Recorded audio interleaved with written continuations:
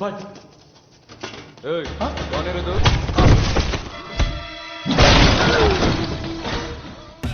Halo sobat, apa kabar kalian semua? Semoga sehat-sehat dan dimudahkan rezekinya ya, amin. Kali ini kita akan membahas film yang berjudul Hit yang disutradarai oleh Dr. Silas Kolano yang diperankan oleh Vishwak Sen. Film ini cukup menegangkan di setiap scene-nya. Tensinya pun meningkat perlahan tapi pasti sampai misterinya terpecahkan. Oke, daripada kebanyakan cincong, mari sob kita ke alur ceritanya.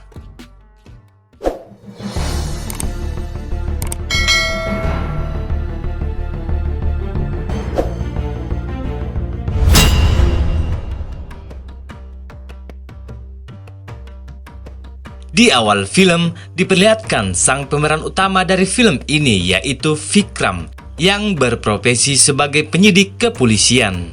Beliau dikenal sebagai polisi cerdas dan selalu berhasil memecahkan kasus pembunuhan sehingga membuatnya dibanggakan oleh masyarakat dengan prestasinya itu. Namun Vikram mempunyai penyakit PTSD, yaitu trauma di masa lalu yang mengganggu kesehatannya, sehingga dokter menyarankan Vikram harus istirahat dulu selama 6 bulan. Asisten Vikram yang bernama Rohit menawari Vikram untuk berkunjung ke rumah barunya sebelum ia cuti, tapi Vikram berkata nanti saja. Scene kemudian beralih ke seorang gadis bernama Preti. Preti adalah seorang anak yatim yang diadopsi dari panti asuhan oleh orang tua yang berasal dari Amerika. Beberapa tahun kemudian, orang tua angkatnya ini meninggal dunia karena kecelakaan dan meninggal di Amerika. Setelah itu, Preti dibawa kembali ke India dan dirawat oleh saudara dari orang tua angkatnya itu. Dan sekarang menjadi orang tua angkat barunya. Suatu ketika, Preti pamit untuk pergi ke rumah temannya, mengendarai mobil dan melewati jalan tol. Namun di tengah perjalanan, mobilnya tiba-tiba mogok dan ia tidak membawa handphonenya. Di saat yang sama, seorang polisi bernama Ibrahim kebetulan lewat dan menawarkan bantuan. Preti lalu meminjam handphone Pak Ibrahim dan meminta dijemput oleh ayahnya. Dirasa sudah beres, Pak Ibrahim meninggalkan Preti dan melanjutkan perjalanan karena katanya ada urusan di Polda. Sesampainya di Polda, ternyata Ibrahim salah bawa berkas. Dan mau tidak mau Ibrahim harus kembali ke Polres untuk mengambil berkas yang benar. Saat perjalanan kembali, Ibrahim melihat ada mobil biru yang berhenti di depan mobil Preti. Dan terlihat Preti sedang berbicara dengan pengemudi mobil tersebut. Ibrahim mengira itu mungkin ayahnya yang menjemputnya. Sesampainya di Polres, ia langsung menukar berkas dan putar balik menuju arah Polda. Dan setelah melintas lagi di posisi mobil Preti tadi, ia lalu melihat seorang memakai mobil silver berhenti di belakang mobil Preti. Ia kemudian turun dan bertanya, dan ternyata itu adalah ayah Preti. Ayah Preti tidak tahu kemana anaknya itu. Ibrahim kemudian teringat pengendara mobil biru yang berbicara dengan Preti tadi. Dan sejak saat itu, Preti dinyatakan menghilang. Scene lalu beralih ke 2 bulan kemudian, namun Preti belum juga ditemukan. Dan di saat yang sama, polisi lebih dikejutkan lagi karena Neha, polwan ahli forensik pacar dari Vikram yang juga menangani kasus Preti tiba-tiba menghilang dan tak bisa dihubungi. Lalu Vikram yang saat itu masih cuti turun tangan melakukan penyelidikan bersama asistennya Rohit. Mereka kemudian langsung ke rumah Neha untuk mencari petunjuk. Namun mereka tidak mendapati hal yang mencurigakan. Semua terlihat normal saja. Lalu tiba-tiba Vikram mendapat petunjuk dari bau parfum yang menyengat di kamar Neha yang nantinya akan dikembangkan. Mereka kemudian memeriksa ruang kerja Neha dan melihat kasus apa saja dan apa saja yang Neha kerjakan sebelum ia menghilang. Setelah diselidiki oleh Vikram, ternyata Neha sedang menangani kasus hilangnya Preti. Dan Vikram berspekulasi bahwa kasus hilangnya Neha ada hubungannya dengan kasus hilangnya Preti di jalan tol yang juga hilang di rumahnya tanpa jejak. Vikram lalu memeriksa ruangan barang bukti dan menemukan barang bukti berupa kapas kecil. Dan setelah dicium, ternyata baunya sama persis dengan bau parfum yang ia cium di rumah Neha. Dan sekarang Vikram yakin bahwa pelaku penculikan Preti dan Neha adalah orang yang sama. Mereka kemudian melanjutkan penyelidikan kasus Preti karena dia yakin kalau bisa memecahkan kasus Preti, maka mereka bisa segera menemukan Neha. Vikram kemudian mengumpulkan semua berkas kasus Preti dan mulai melakukan interogasi ke beberapa orang terkait. Pertama, ia mendatangi Ibrahim, polisi yang terakhir melihat Preti. भाई साहब थोड़ा इब्राहिम से पर्सनली बात करना है మీ ఇంటికి తీసుకెళ్ళాను రండి సార్ వెళ్దాం చాయ్ ఫినిష్ చేయముందు Vikram langsung menjemputnya dan segera pergi bersama Rohit. Di tengah perjalanan, Ibrahim meminta berhenti untuk mengambil motornya yang sedang diservis di dalam bengkel. Ibrahim lalu mengambil motornya dan setelah itu mereka pun melanjutkan perjalanan. Setelah sampai di rumah Ibrahim, Ibrahim lalu diinterogasi. Saya melihat sedan biru saat itu, Pak. Tapi setelah memeriksa setiap CCTV di pintu tol, saya tidak melihatnya, Pak. Tapi saya yakin sekali saat itu saya melihat sedan biru di depan mobil Preti, Pak. Dan mereka kelihatan berbincang. Vikram lalu memeriksa rumah Ibrahim untuk mencari bau parfum yang ditemukannya di rumah Neha, tetapi tidak menemukannya. Orang kedua yang mereka temui adalah Ajay, pacar Preti. Ajay kemudian mengatakan bahwa ia terakhir bersama Preti saat mereka berkumpul dengan teman-temannya di pub malam hari sebelum Preti hilang. Ajay dan teman-temannya juga berkata bahwa Preti mahasiswa yang baik dan tidak mempunyai musuh. Mereka kemudian memeriksa orang berikutnya, yaitu orang tua angkat Preti. Mereka lalu berkata Preti beraktivitas seperti biasa. Pagi berangkat kuliah, sore pulang, dan malamnya berkumpul bersama teman-temannya, lalu besoknya di panti asuhan. Vikram kemudian memeriksa orang yang keempat, yaitu Saraswati, pengurus panti asuhan. చేస్తున్నారు ప్రీతికి అని ఇన్ఫర్మేషన్ ఇస్తుంటారా లేదు సార్ ప్రీతికి నేనంటే చాలా నమ్మకం చిన్నప్పుడు ఆ అమ్మాయిని అడాప్ట్ చేసుకున్న Ia juga mengatakan kalau Preti anak yang baik dan setiap bulannya memberi kebutuhan panti asuhan. Vikram lalu beralih ke orang berikutnya, yaitu Sheila, tetangga Preti dan mengaku sahabat Preti. Sheila berkata, saya seorang pelukis dan Preti satu-satunya teman saya. Saya janda, Pak, karena Bapak tahu sendirilah stigma di lingkungan kita, janda itu dipinggirkan. Setelah semua diinterogasi, semua saksi kemudian diambil sampel DNA dan sidik jarinya karena Vikram memasukkan mereka semua ke daftar tersangka. Tetapi Vikram belum juga menemukan petunjuk yang kuat karena dia bingung. Faktanya, Preti adalah gadis baik dan tidak punya musuh. Vikram yang dilanda kebingungan kemudian bertanya pada dirinya sendiri, terus siapa yang ingin menyakiti Preti dan apa motifnya? Vikram lalu segera melanjutkan penelusurannya di jalan tol. Dia menemukan jejak ban truk kontainer yang tidak sama polanya dan ia mendapatkan petunjuk baru. Malam harinya, Vikram mendatangi pub tempat Preti dan teman-temannya berkumpul sebelum Preti menghilang. Vikram mengambil semua rekaman CCTV di pub itu. Di saat yang sama, Vikram memperhatikan seorang bartender yang terlihat memantau keadaan. Vikram yang curiga langsung menemuinya dan tanpa diduga, bartender itu kabur menggunakan motor. Vikram kemudian mengejarnya dan setelah berhasil ditangkap, ternyata dia hanyalah pengedar narkoba dan tidak tahu apapun tentang Preti. ఈ అమ్మాయి తెలుసా తెలుసు సార్ సరిగ్గా చూసి చెప్పి కానీ తనతో నాకు పెద్దగా పరిచయం లేదు sir. Mereka tidak menemukan petunjuk apapun di pub itu. Keesokan harinya, mereka pergi ke rumah orang tua Preti yang sedang melakukan pemujaan. Dan kelima orang yang masuk daftar tersangka juga datang ke acara tersebut. Di saat acara berlangsung, tiba-tiba Sheila memanggil Vikram ke rumahnya. ఒక్కసారి నాతో రండి sir please రండి Karena di depan rumahnya ada kertas bertuliskan mayat ada di depan Wisma Raju Vikram. Polisi pun segera menelusuri tempat itu. Namun setelah dilakukan pencarian, polisi tidak juga menemukan mayatnya. Setelah itu, Vikram memeriksa tulisan tangan yang ditemukan di depan rumah Sheila dan mencocokkan goresan tulisan tangan itu dengan hasil lukisan Sheila yang dipajang di rumahnya. Setelah diperiksa oleh tim forensik, hasilnya sangat mirip. Dan itu artinya kemungkinan besar penulisnya adalah Sheila.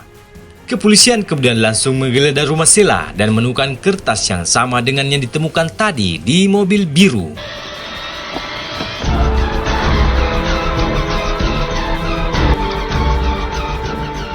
Practice notes.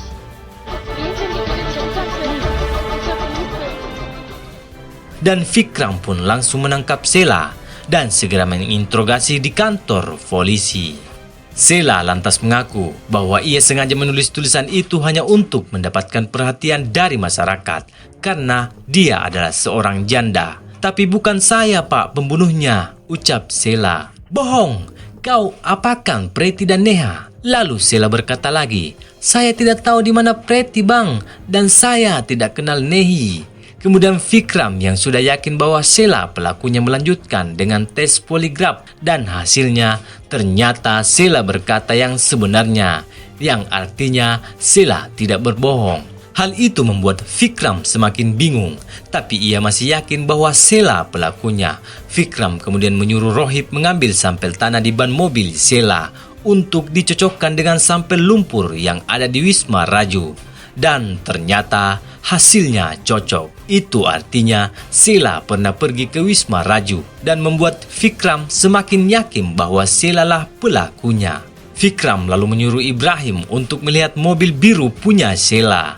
Tapi Ibrahim berkata, bukan itu mobilnya pak. Vikram pun kembali bingung karena di saat bukti sudah mengarah ke Sheila, malah Ibrahim mengatakan bukan itu mobilnya. Dan setelah ditelusuri ke Wisma Raju, akhirnya polisi menemukan mayat dalam keadaan mengenaskan.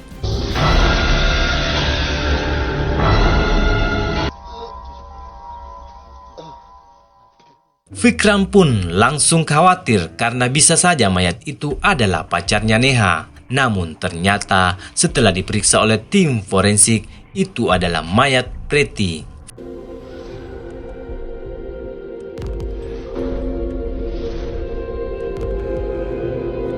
Ia kemudian kembali ke kantor polisi untuk menyiksa Sheila agar segera mengakui pembunuhan itu karena semua bukti telah mengarah padanya. Sementara tim forensik terus melakukan analisa terhadap mayat Preti dan menemukan bukti DNA lain di mayat itu, yaitu DNA ayah Preti. Dan hal itu membuat kebingungan baru lagi untuk Vikram. Vikram pun memanggil mereka semua, orang tua Preti, Sarasvati, dan Ajay.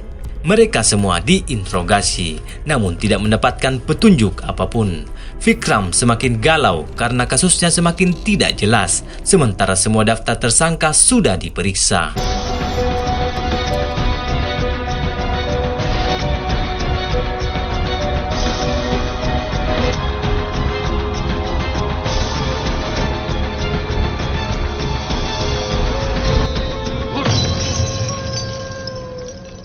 Keesokan harinya, ada seorang gadis bernama Lata menghubungi Vikram. Tadi pagi saat saya mengendara di jalan tol kemudian ada telepon masuk pak. Saya langsung menepi sebentar pak. Tiba-tiba di samping mobil saya, mobil putih berhenti dan ia mengisyaratkan saya untuk menurunkan kaca mobil pak. Dan menyuruh saya untuk turun dari mobil pak. Tapi saya takut, saya langsung gaspol tapi mobil itu terus mengikuti saya pak. Saya kemudian ke kantor polisi dan mobil itu pun menghilang. Vikram kemudian menemui gadis itu dan bertanya. Lata lalu berkata bahwa orang itu memakai mobil warna putih, memakai kacamata hitam dan topi hitam. Vikram lalu memeriksa CCTV tol namun tidak menemukan mobil putih itu. Vikram lalu memeriksa ulang CCTV secara mendalam dan setelah dicek ada seorang pria berkacamata hitam dan topi hitam menyetir truk kontainer. Vikram langsung mengingat laporan Lata bahwa pelaku berkacamata hitam dan topi hitam dan instingnya berkata bahwa itulah pelakunya. Dan rekaman CCTV tepat 30 menit setelah Lata melapor. Vikram lalu melanjutkan pemeriksaan CCTV hari hilangnya Preti dan didapatkan fakta bahwa ada sopir itu juga. Vikram semakin penasaran siapa sopir ini. Vikram kemudian menelusuri identitas si sopir namun tidak menemukannya. Di saat yang sama, tiba-tiba HP Vikram terjatuh dan melihat foto sopir dari sudut pandang yang berbeda. Vikram merasa pernah melihat sopir itu, tapi di mana ya? pikir Vikram. Setelah berusaha mengingat, akhirnya ku menemukanmu. Vikram mengingat bahwa montir yang menservis motor Ibrahim tempo hari mirip dengan yang ada di foto. Vikram langsung ke bengkel itu, namun ternyata bengkel itu sedang tutup. Di saat yang sama, Vikram melihat mobil putih yang ciri-cirinya sama dengan yang Lata sebutkan. Ia kemudian langsung ke rumah Ibrahim untuk mencari tahu sopir itu. Ternyata Ibrahim tahu di mana rumahnya. Vikram dan Ibrahim pun segera berangkat. Setelah sampai di rumah itu, Vikram melihat sedan biru yang dilihat Ibrahim saat hilangnya Preti. Hal itu semakin membuat Vikram yakin bahwa sopir inilah pelaku penculikan Preti. Vikram kemudian masuk ke rumah itu dan menemukan bau parfum menyengat dan kapas yang sama ditemukan di mobil Preti. Dan Vikram sepenuhnya yakin sopir inilah pelakunya. Di saat yang sama, pelaku tiba-tiba datang dan menembak, namun meleset.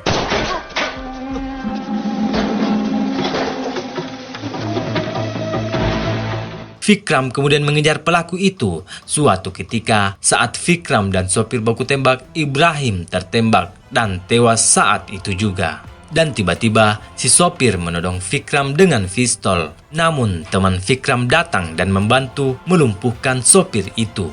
Setelah diinterogasi, sopir itu lalu mengaku bahwa bukan dia pelakunya. Dia hanya disewa oleh seseorang. Pelaku kemudian membawa Vikram ke rumah orang yang menyewanya tersebut. Sesampainya di rumah itu, Vikram langsung masuk ke dalam rumah.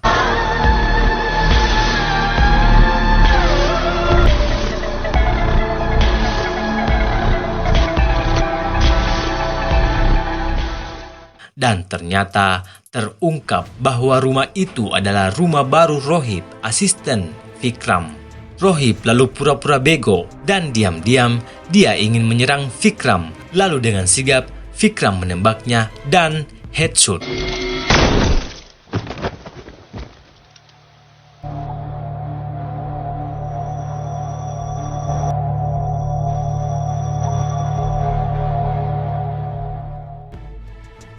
Istri Rohib tiba-tiba datang. Ia yang kaget lalu menangis dan berkata, "Bukan Rohib pelakunya bang, akulah pelakunya." Beat చేయడం ఏంటి? ఇదంతా చేసింది Rohit Teman Vikram lalu memeriksa semua ruangan dan menemukan Neha dalam keadaan sehat walafiat. Ternyata Neha selama ini disekap oleh Rohib dan istrinya.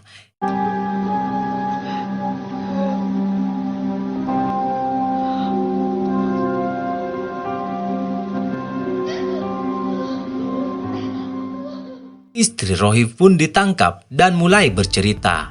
Semuanya berawal dari panti asuhan Ibu Saraswati bang.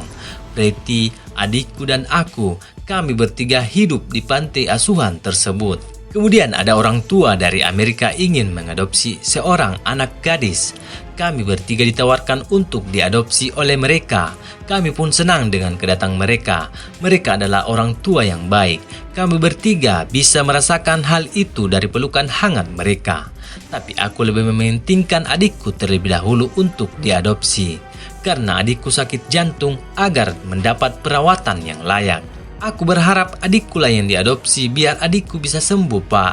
Aku juga sudah bilang ke Preti untuk menolak diadopsi jika dia yang dipilih oleh orang tua itu. Tapi ternyata tidak. Orang tua itu memilih Preti dan Preti menerimanya. Beberapa bulan kemudian adikku meninggal karena penyakit jantungnya. Perlahan aku mulai bisa menerima kepergian adikku. Tapi aku masih menyimpan dendam kepada Preti, Pak. Aku pun tumbuh dewasa dan bertemu Rohib lalu menikah. Suatu hari aku diajak Rohib ke pub. Tiba-tiba di sana aku melihat Preti hidup mewah dan bahagia. Jiwa dendamku meronta-ronta dan aku mulai merencanakan pembunuhan terhadap Preti. Lalu aku menyewa sopir itu. Suatu malam sopir itu membuat mobil Preti mogok. Keesokan harinya saat mobil mogok di jalan tol, sopir itu kemudian membius dan menculiknya. Namun tak sengaja sopir itu menjatuhkan kapas kecil di dalam mobil. Dan mobil sedan biru itu dia sembunyikan di dalam kontainer truknya, Pak. Lalu sopir itu membawa Preti ke rumahku. aku membunuh Preti, lalu Preti dikubur oleh Rohit. Kemudian kasus ini dikerjakan oleh Neha. Semuanya akan terungkap. Rohit kemudian mendatangi Neha dan menculiknya dan menyekapnya di rumah kami. Tapi kami tidak berniat membunuhnya, Pak. Kemudian Sheila mencari perhatian dengan menulis bahwa mayat ada di Wisma Raju. Rohit tidak ingin Sheila di penjara karena kasihan. Lalu Rohit menaruh semua bukti DNA dan DNA orang tua Preti, Ajay dan Saraswati ke mayat Preti. Kemudian Rohit memindahkan mayat Preti ke Wisma Raju seperti tulisan Sheila. Rohit lalu memberi lumpur sampel ke mobil Sheila. Karena Rohit tidak berniat menjebak siapapun, Pak. Rohit orang yang baik. Rohit hanya ingin membuat bingung kepolisian, membuat kasus ini ditutup dan kami berdua kabur ke luar negeri. Vikram lalu bertanya, apa hubungannya dengan Lata? Namun istri Rohit menjawab, dia tidak kenal Lata. Vikram kemudian bertanya ke sopir, kenapa kau mengikuti Lata? Sopir lalu menjawab, itu murni karena uang saja, Pak. Kasus ini akhirnya terpecahkan. Istri Rohit dan sopir pun dipenjara. Mayat Preti dikuburkan dengan layak, begitupun dengan mayat Rohit. Vikram sedih saat menguburkan sahabatnya itu. Dan ternyata sebelum meninggal, Rohit telah menulis surat untuk Vikram. Dear Vikram, aku tahu pada akhirnya nanti kau akan memecahkan kasus ini dan menangkapku. Tapi saat kau menangkapku, aku akan menembakmu dengan pistol yang tidak ada pelurunya.